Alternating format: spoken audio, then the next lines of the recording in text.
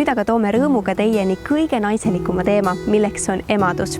Mida aga peaks üks äsja emaks saanud naine teadma, sellest kohe kuulemegi. Värske ja noor ema võiks rõõmsalt lapsega tegutsema hakata, talle pakkuda rinda nii palju, kui ta võimalik on ja kuulata lapse signaali, millal annab märku.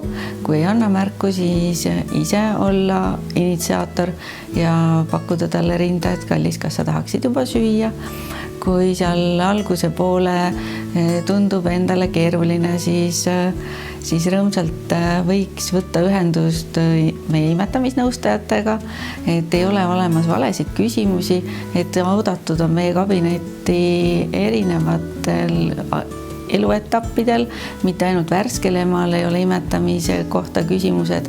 Hiljem, kui seal 6. kuus tuleb lusikatoit lapsele juurde, samamoodi saame nõu anda ja kõige lõpuks pöörduvad naised meie juurde ka siis, kui on imetamise lõpetamine.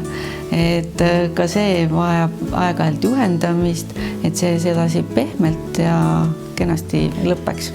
Ema toitumine otseselt ei mõjuta rinnapiima ja last, et küll on müüdid nende gaasidega seoses, aga lapse just selline arenguprotsess esimestel elukuudel ongi, et tema soolestik areneb ja ta peab lihtsalt kohanema toiduga, mida ema annab. Mõistlik oleks vähemalt 6 kuud olla ainult puhtalt rinnapiimatoidul. Edasi tuleb lisaks tahketoit, lusikatoit, et siis paralleelselt ja tegelikkuses võiks ka teisel eluaastal pakkuda lapsele rinda, kui laps juba kohaneb täielikult peretoiduga. Et kellel on rohkem huvi, need saavad pöörduda meie imetamise nõustamisse.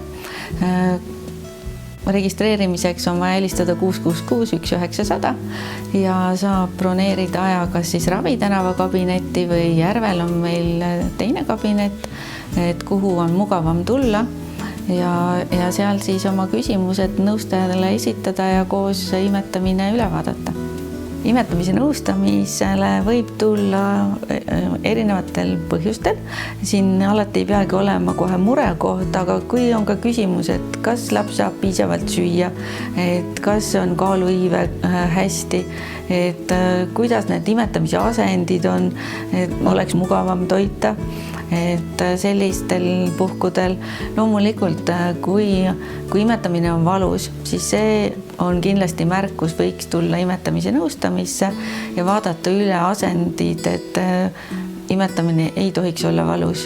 Meie kabinetis saavad abi ka need naised, kellel on mingi mure lapsega, et laps ei jaksa süüa, et on pisike ja enneaegne, siis nad käivad päris pikalt meie juures, et vaadata ja harjutada, et laps jõuaks lõpuks kogu portsjoni ise rinnast kätte saada, et nii-öelda treeningtund.